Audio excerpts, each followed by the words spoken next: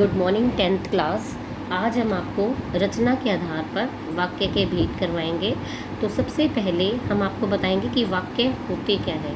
आपने 9th class में भी पढ़ा था कि वाक्य क्या होते हैं।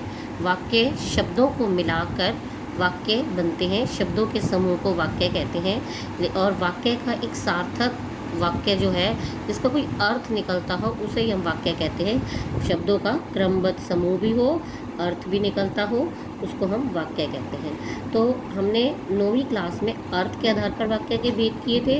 अब 10वीं कक्षा में आपका है रचना के आधार पर वाक्य के भेद। रचना के आधार पर वाक्य के बच्चों 3 भेद होते हैं। सबसे पहला है साधारण वाक्य, जिसको सरल वाक्य भी कहते हैं। फिर मिश्रित वाक्य और तीसरा है संयुक्त वाक्य। तो सबसे पहले हम आपको सरल वाक्य के बारे में बताते हैं। सरल वाक्य या साधारण वाक्य। तो साधारण वाक्य क्या है?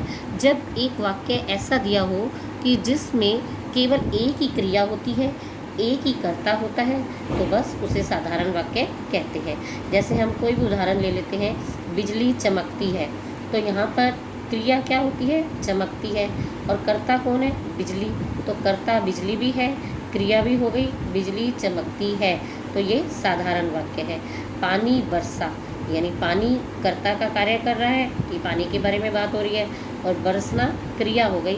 तो पानी बरसा एक साधारण वाक्य है। इस तरह से इन वाक्यों में एक एक उद्देश्य अर्थात कर्ता और विधेय और क्रिया है। ये साधारण या सरल वाक्य है। इसके बाद बात आती है मिश्रित वाक्य की। मिश्रित वाक्य में जिस वाक्य में जैसे सरल वाक्य, एक से अधिक सरल वाक्य मिलकर उसको मिश्रित वाक्य बनाते हैं, कि जिसमें एक प्रधान उपवाक्य और शेष आश्रित उपवाक्य होता है। यानी कि बच्चों, इस बात का मतलब ये है कि एक वाक्य ऐसा होता है जिस पर दूसरा वाक्य निर्भर करता है, उसके बिना उसका अर्थ नहीं निकलता। सरल शब्दों में हम कह सकते हैं कि जिस वाक्य में मुख्य उद्देश्य और मुख्य विधेय के अलावा एक या अधिक समापिका क्रिया हो, उसे मिश्रित वाक्य कहते हैं। कि ऐसी क्रियाएं दी हो जिनके बिना वो वाक्य पूरा नहीं है, तो उसको मिश्रित वाक्य कहते हैं। मिश्रित का मतलब ही है मिला हुआ। तो दूसरे शब्दों में जिन वाक्यों में एक प्रधान यानी कि मुख्य उपवाक्य हो और अन्य आश्रित यानी उस पर निर्भर उपवाक्य हो, छोटे छोटे वो 2 भी हो सकते हैं, 3 वाक्य भी हो सकते हैं। तो उसके लिए हमें ये शब्द लगाने होते हैं, जैसे कि, जो, क्योंकि, जितना, उतना, जैसा, वैसा, जब, तब, जहाँ, वहाँ, जिधर, उधर, अगर, यदि, तो, यद्यपि, तथापि आदि। ये शब्द पहचान होते हैं। जिस वाक्य में तुम्हें ये शब्द लगे हुए मिल जाएंगे, आप समझ जाना कि ये मिश्रित वाक्य है। तो जब 2 ऐसे वाक्य मिले जिनमें एक मुख्य वाक्य और एक गौण और एक आश्रित उपवाक्य हो, तब मिश्र वाक्य बनता है। जैसे उदाहरण देखिए, मेरा दृढ़ विश्वास है कि भारत जीतेगा। अब इस वाक्य को ध्यान से देखिए। अगर केवल इतना ही वाक्य होता, मेरा दृढ़ विश्वास है कि, अब की पर लगाकर छोड़ देते, तो क्या आपको वाक्य पूरा नजर आता? नहीं, वाक्य अधूरा सा लगता है। अब अगला वाक्य पूरा किसने किया? भारत जीतेगा। तो भारत जीतेगा लगाने के बाद हमारा वाक्य पूरा होता है। तो यहाँ पर मुख्य उपवाक्य क्या हो गया कि भारत जीतेगा, और उसके ऊपर ये आश्रित था, मेरा दृढ़ विश्वास है कि। ये अधूरा था, उस पर निर्भर था ये। आगे ये सफल वही होता है जो, अगर यहाँ पर जो पर लगाकर छोड़ देते, सफल वही होता है जो, तो वाक्य पूरा नहीं होता था। तो अब इस लाइन ने पूरा किया कि परिश्रम करता है, तो ये लगाने से हमारा वाक्य पूरा होता है। तो ये परिश्रम करता है, ये क्या हो गया? मुख्य उपवाक्य। और सफल वही होता है, ये उस पर आश्रित, या इसको गौण भी कह सकते हो, आश्रित उपवाक्य या गौण उपवाक्य है। तो ऐसे मिश्र वाक्य बनते हैं। आइए चलते हैं अब आगे। संयुक्त वाक्य, जिस वाक्य में 2 या 2 से अधिक उपवाक्य मिले हों परंतु सभी वाक्य प्रधान हो। अब यहाँ ध्यान से देखना, मिश्र वाक्य में एक वाक्य दूसरे पर निर्भर था, लेकिन यहाँ दोनों वाक्य प्रधान हैं संयुक्त वाक्य में, तो उसको संयुक्त वाक्य कहते हैं। दूसरे शब्दों में हम कह सकते हैं, जिन वाक्यों में 2 या 2 से अधिक सरल वाक्य योजकों का कार्य करें। योजक का मतलब क्या होता है? जोड़ने वाला। और जोड़ने वाले शब्द क्या होते हैं बच्चों? जैसे और, एवं, तथा, या, अथवा, इसलिए, अतः, फिर भी, तो, नहीं तो, किंतु, परंतु, लेकिन, पर आदि, ये सारे शब्द क्या हैं, ये जोड़ने का काम करते हैं। इसलिए जहाँ पर भी जिस भी वाक्य में ये शब्द लगे हुए मिल जाए तो समझो वो कौन सा वाक्य है, संयुक्त वाक्य। तो सरल शब्दों में हम कह सकते हैं जिस वाक्य में साधारण अथवा मिश्र वाक्यों का मेल संयोजक अवयवों द्वारा होता है उसे संयुक्त वाक्य कहते हैं। जैसे आइए उदाहरण देखते हैं। वह सुबह गया और शाम को लौट आया।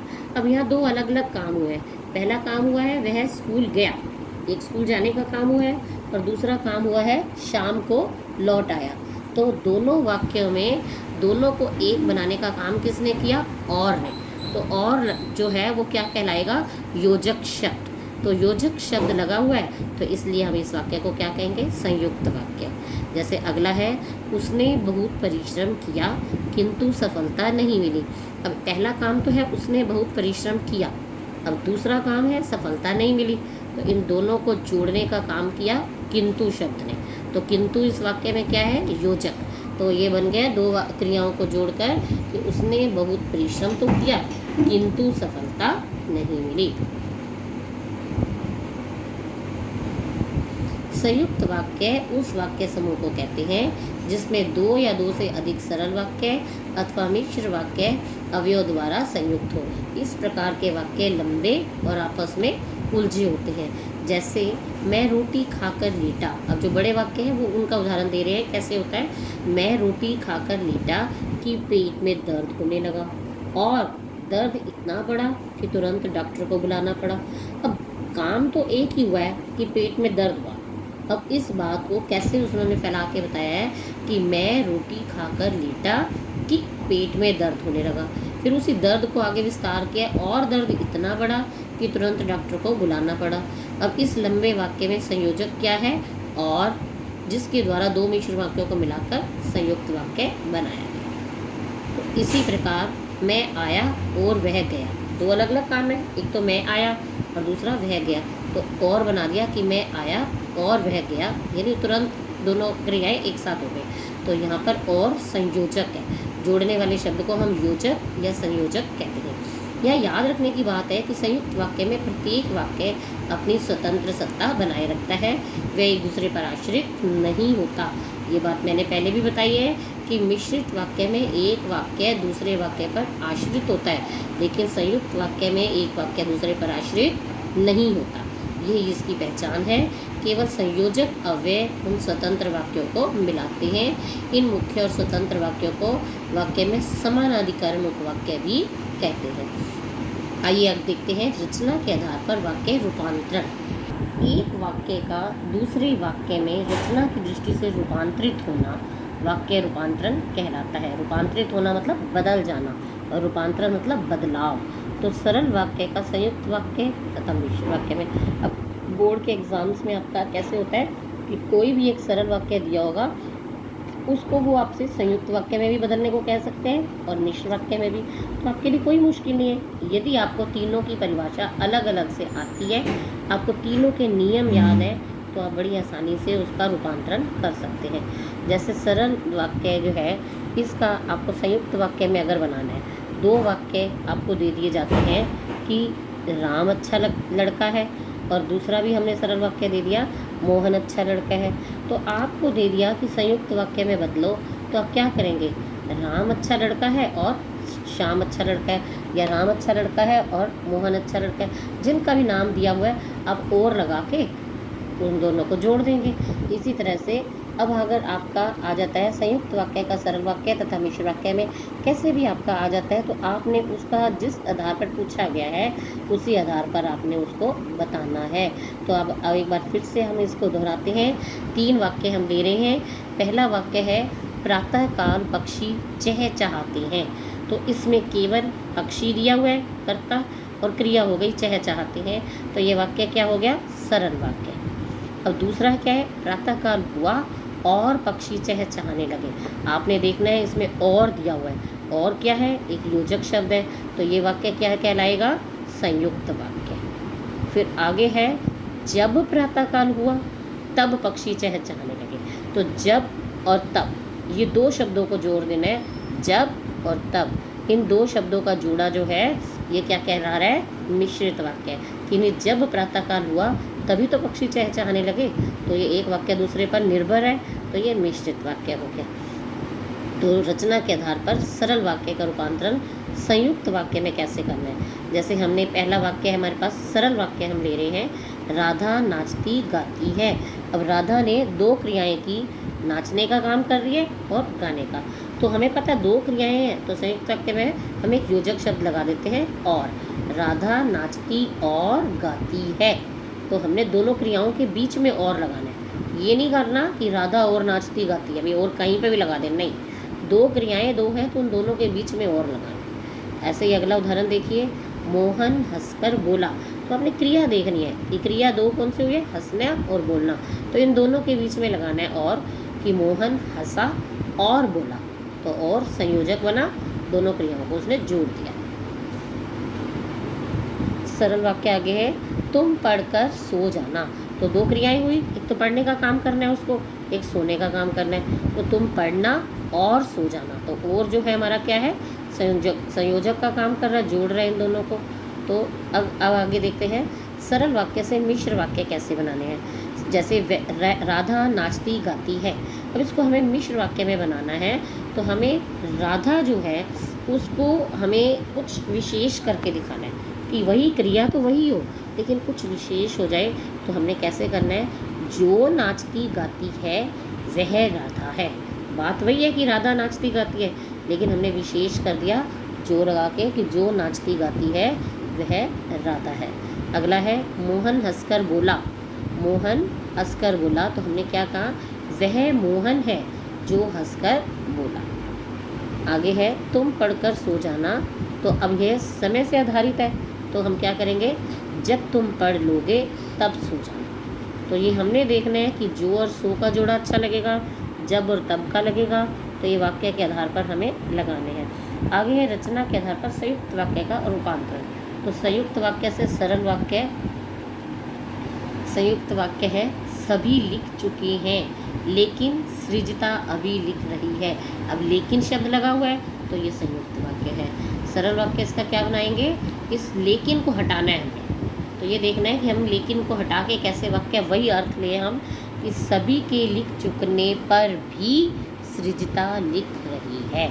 लेकिन हट गया, भी लगा के हमने उसको जोड़ दिया। संयुक्त वाक्य, निधि रात भर पढ़ती है ताकि परीक्षा देने की तैयारी कर सके।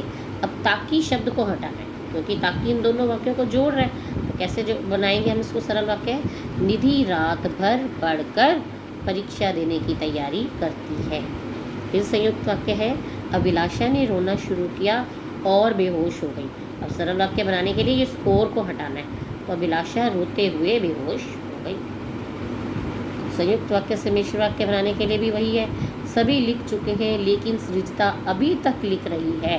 तो लेकिन को हटाना है। अब ये हमने देखा है कि ये काम से समय से आधारित हो गया ना, कि अभी तक लिख रही है यानी समय को शो कर रहा है। तो हमने क्या शब्द लेने हैं कि सृजता लिख रही है जबकि सभी लिख चुके हैं, कि वाक्य सब लिख चुके हैं, जब तब ऐसे लिख सकते हैं हम। संयुक्त वाक्य आगे है, निधि रात भर पढ़ती है ताकि परीक्षा देने की तैयारी कर सके। मिश्र वाक्य बनाने के लिए, निधि इसलिए रात भर पढ़ती है क्योंकि वह परीक्षा देने की तैयारी करती है। फिर अगला है, अभिलाषा ने रोना शुरू किया और बेहोश हो गई। तो मिश्र वाक्य कैसे बनाएंगे, जैसे ही अभिलाषा ने रोना शुरू किया वह बेहोश हो गई।